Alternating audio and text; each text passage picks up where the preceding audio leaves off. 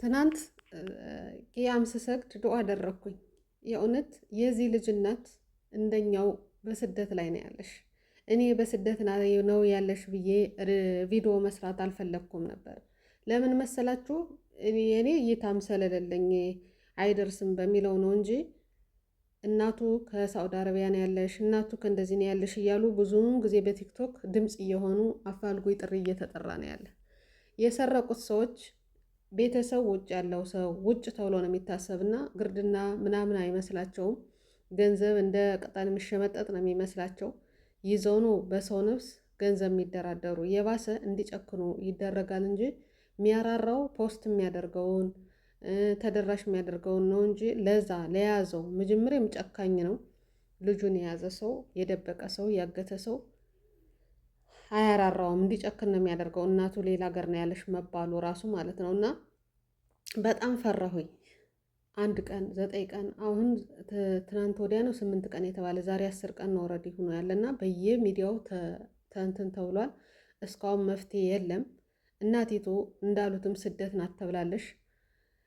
ስልክ ተቀምታ ነው ያለሽ እና በጣም ያሳዝናል። ይህን ህይወት እኔ አልፌበታለሁ። እናቱ ናችሁ ልጆቻችሁ መጥፋታቸውን ሳሰሙ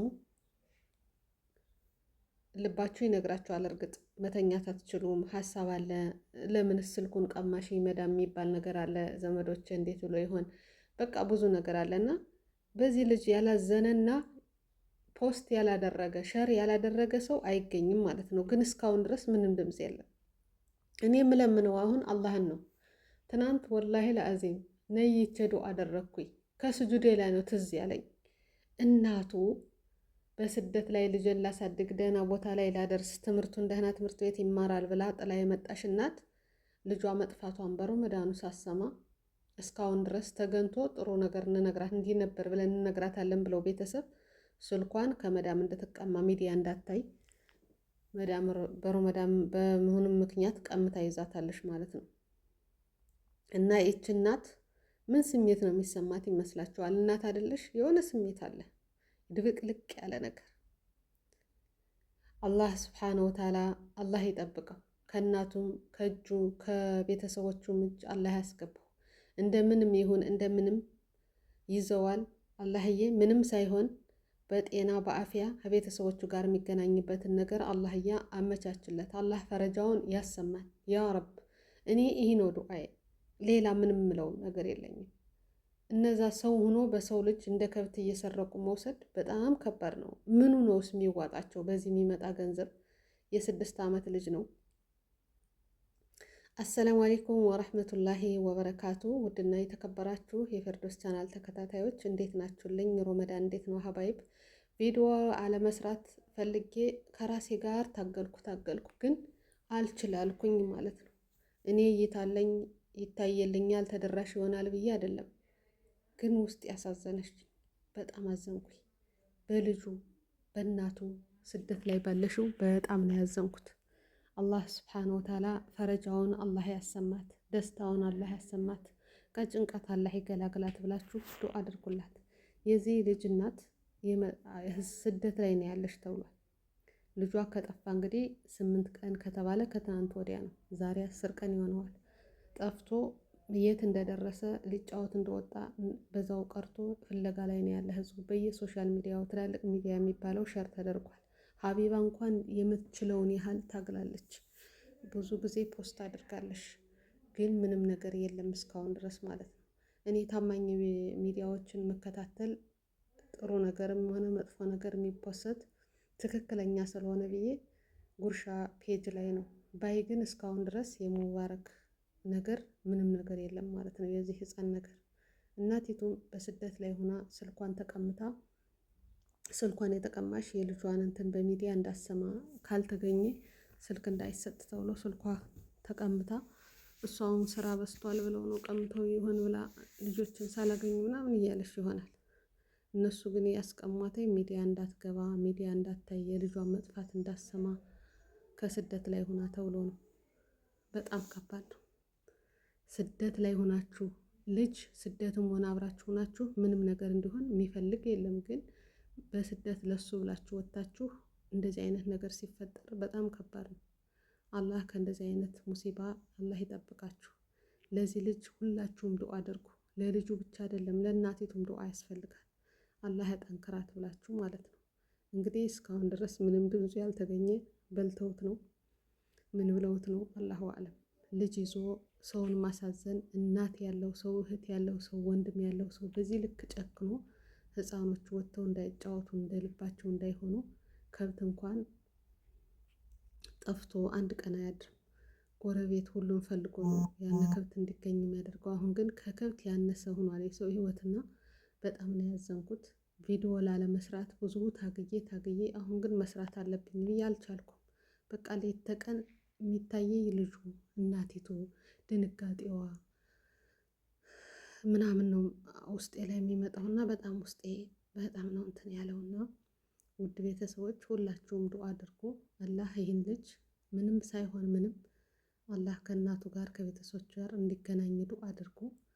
ስደት ላይ ሆናችሁ የምትኖሩለት ሰው የሆነ ነገር ሆነ ሲባል በጣም ከባድ ነው። ስነ ልቦናችን፣ አእምሯችን ሁሉ ነገር ነው የሚነካውና አላህ እንዲጠብቃት እሷንም መዳሟንም አላህ እንዲያራራላት ያ ረቢ። ያው በዚህ ላይ አሁን ጩኸት ምናምን በቃ የሆነ ነገር ሲሆን እንትን አይላችሁ። እኔም እችን ህይወት አልፌባታለሁ። አላህ ይጠብቃችሁ። በጣም ከባድ ነው ስሜቱ፣ በጣም ከባድ ነው እና እኔም ማለት አልፈልግም ደግሜ ማውራት ለራሴ ራሱ ስለማልፈልገው ብዙ ማውርችም አላቅም ማለት ነው። የዛሬ ስንት ዓመት የተፈጠረ ነገር ስለሆነ ከኔም እና እች እናት ልጇን አላህ ሰላም አድርጎ እንዲያገናኛት ምንም ሳይሆን ዱዓ አድርጉ። ሮመዳን ነው። ሮመዳን 22 21 ነው 22 ነው ዛሬ 22ኛው መሰለኝ።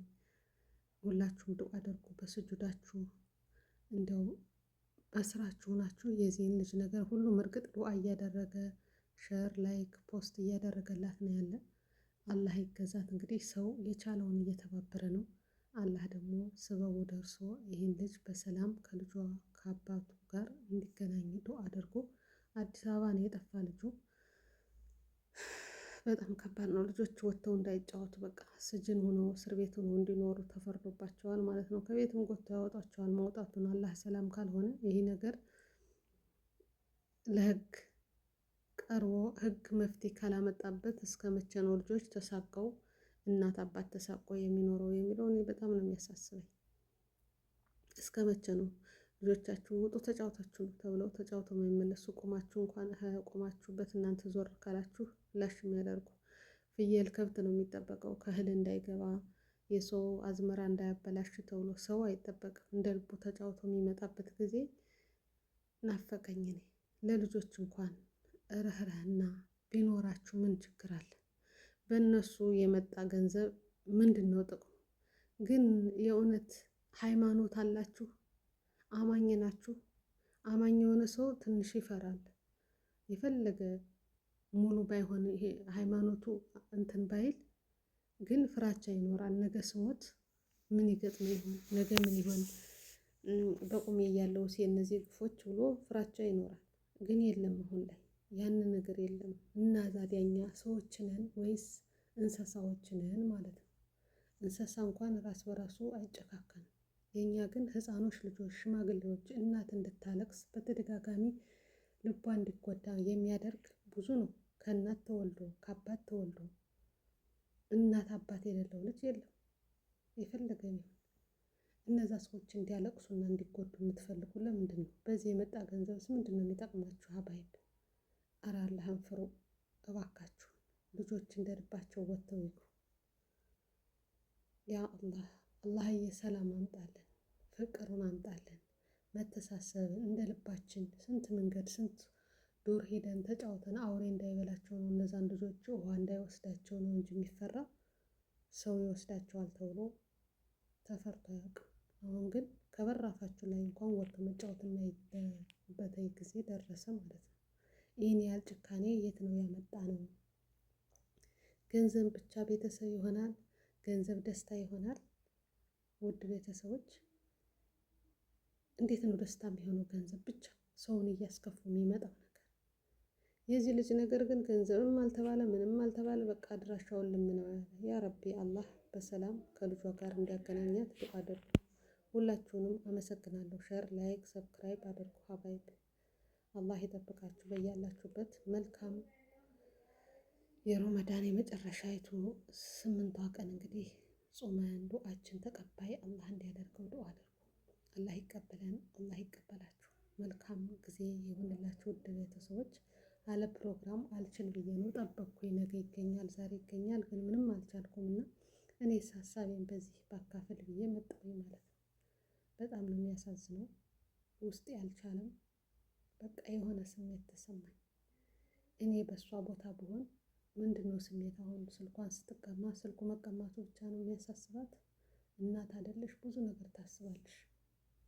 ያነ ነገር እንቅልፍ አላስተኛት ብሎ ይሆናል የኔ እናት።